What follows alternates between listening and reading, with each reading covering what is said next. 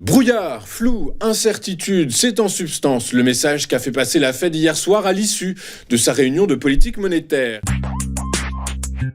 Et à l'international, au lendemain de son échange téléphonique avec Vladimir Poutine, Donald Trump s'est entretenu avec son homologue ukrainien Volodymyr Zelensky.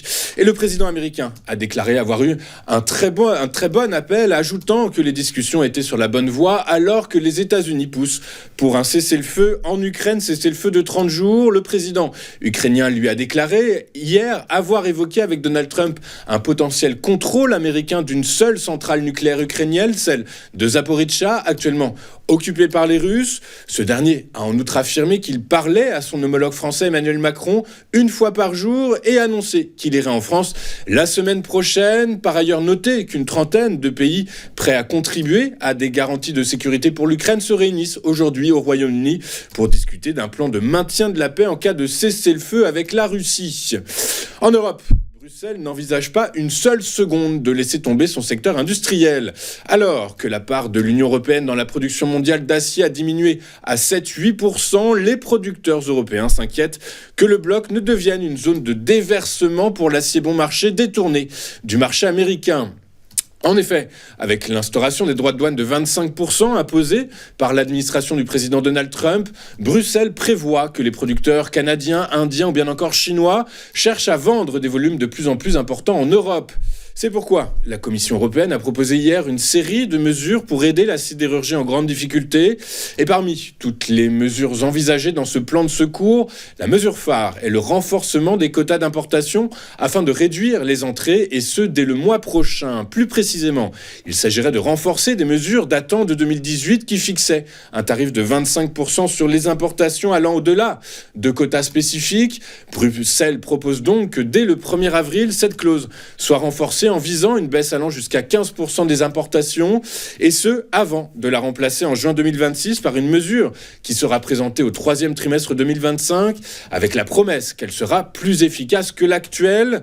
Le plan prévoit également des mesures pour réduire les coûts énergétiques, et notamment grâce à des contrats d'achat d'électricité long terme. Dans une interview accordée à Reuters, Stéphane Séjourné, le vice-président exécutif de la Commission européenne, a déclaré, je le cite, que dans une période où personne ne respecte les règles de l'OMC et où tout le monde se réfère à la sécurité nationale, l'UE ne peut pas être le seul continent à laisser son industrie s'effondrer. Brouillard, flou, incertitude, c'est en substance le message qu'a fait passer la Fed hier soir à l'issue de sa réunion de politique monétaire. Eh bien, que sans surprise, la Banque centrale américaine a laissé ses taux inchangés dans la fourchette 4,25-4,5%. Son président, Jerome Powell, a estimé que les droits de douane mis en place par l'administration de Donald Trump avaient commencé à stimuler l'inflation, précisant que cela pourrait retarder les progrès réalisés jusqu'alors pour contrer la hausse des prix, d'autant plus que les responsables de la Fed ont bien noté que l'environnement économique se dégradait. C'est pourquoi, dans leur projection de ce mois-ci, ils ont modélisé une croissance plus faible, un chômage plus élevé et une inflation plus forte que ce qui était prévu en décembre. Ainsi, dans ces nouvelles projections, la Banque centrale américaine anticipe désormais une croissance du produit intérieur brut américain bien moins soutenue à 1,7% à la fin de l'année, contre 2,1% prévu auparavant, ainsi qu'une accélération de l'inflation à 2,7% contre 2,5% en décembre. Ils ont également légèrement relevé le taux de chômage attendu à 4,4% contre 4,3% précédemment. Des anticipations incertaines puisque presque tous les membres du FOMC ont estimé que si leurs prévisions se révélaient erronées, elles entraîneraient une croissance encore plus faible, une hausse du chômage et une hausse des prix plus soutenue. Seule variable qui n'a pas varié, si je puis dire, par rapport à décembre dernier, c'est le nombre de baisses de taux envisagées cette année, c'est-à-dire 2 d'1/4 de point chacune. Globalement, malgré la dégradation des prévisions et le discours empreint de prudence de Jerome Powell, les marchés financiers ont été rassurés par le fait de ne pas être confronté à une décision inattendue et par le maintien de l'estimation du nombre de baisses de taux qui devrait intervenir dans l'année. Toujours sur le plan stratégique monétaire, la Banque populaire de Chine a maintenu le taux préférentiel des prêts à 1 an à 3,1% et le taux préférentiel des prêts à 5 ans à 3,6%. Un statu quo qui intervient alors que Pékin joue aux équilibristes entre le soutien, la croissance et la stabilisation de sa monnaie dans un contexte de tensions commerciales commerciale croissante. Les responsables ont donc noté la bonne dynamique de croissance du pays puisque l'économie chinoise a affiché une légère reprise au cours des 2 premiers mois de l'année. Les ventes au détail ayant progressé de 4% sur un an, soit plus rapidement que la hausse de 3,7% enregistrée en décembre. La production industrielle a également dépassé les attentes, progressant de 5,9% sur un an. Je vous rappelle que Pékin a fait de la stimulation de la consommation intérieure une priorité politique majeure cette année pour amortir l'impact de l'escalade de la guerre commerciale avec les États-Unis. C'est pourquoi les hauts responsables chinois se sont engagés à intensifier les mesures d'assouplissement monétaire cette année, y compris des baisses de taux d'intérêt au moment opportun, alors que Pékin s'est fixé un objectif de croissance ambitieux d'environ 5%. Toujours en Chine, nous avons également appris ce matin que le taux de chômage des jeunes a atteint son plus haut niveau en 4 mois en février, et ce alors que le marché du travail continue de faire face à des perspectives difficiles malgré les efforts du gouvernement pour soutenir l'économie. Le taux de chômage urbain des 16-24 ans hors étudiants est passé de 16,1% en janvier à 16,9% en février selon des données du Bureau national des statistiques publiées tôt ce matin. Enfin, pour finir sur ce chapitre monétaire, quelques heures avant la Fed, la Banque du Japon a annoncé hier maintenir ses taux inchangés, privilégiant les menaces pesant sur la croissance et en particulier l'escalade de la guerre commerciale, plutôt que les dangers de l'inflation qui a atteint 4%. La BOJ, qui a entamé, je vous le rappelle, en 2024, une normalisation de sa politique monétaire, a donc maintenu à 0,5% son taux directeur après l'avoir relevé en janvier lors d'une précédente décision. Lors de la traditionnelle conférence de presse qui suit chaque réunion, le gouverneur de la Banque centrale nippone, Kazuo Ueda, a affirmé que l'institution qu'il préside continuerait à augmenter ses taux si les indicateurs économiques clés et les données de prix sont conformes à ses prévisions. La Banque centrale japonaise se montre donc prudente alors que les incertitudes sur la conjoncture mondiale et la guerre commerciale sont nombreuses.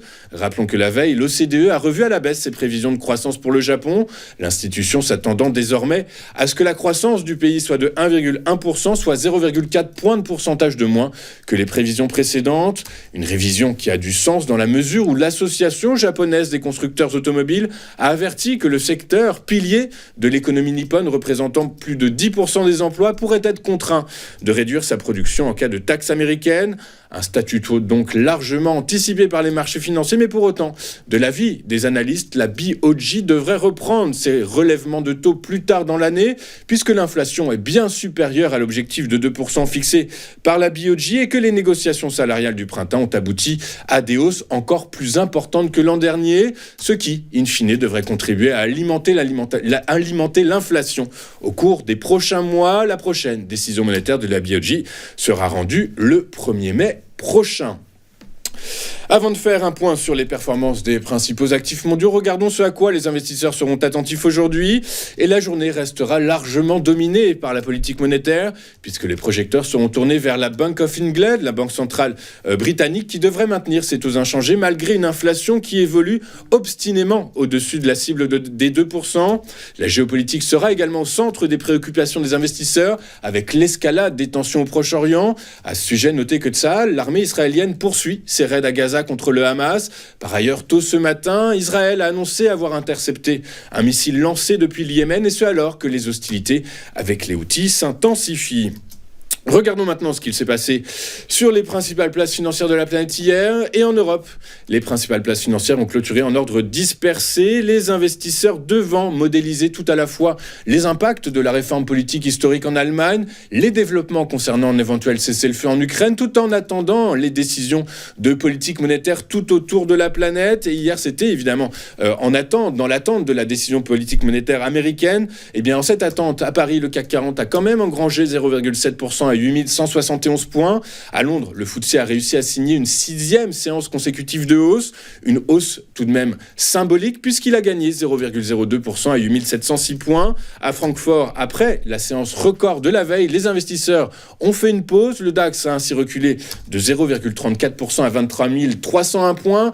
Éric Seban, dans son chrono DAX, nous expliquera si cette pause est une pause salvatrice de court terme ou bien une tendance de fond qui pourrait amener le DAX à évoluer, à latéraliser au cours cours des prochaines séances. Tout ça, c'est dans un instant. À Wall Street, les principaux indices actions ont clôturé en hausse hier. Les investisseurs saluant la décision de la Fed et rassurés par le maintien de l'estimation du nombre de baisses de taux cette année. Le Dow Jones a pris 0,92%.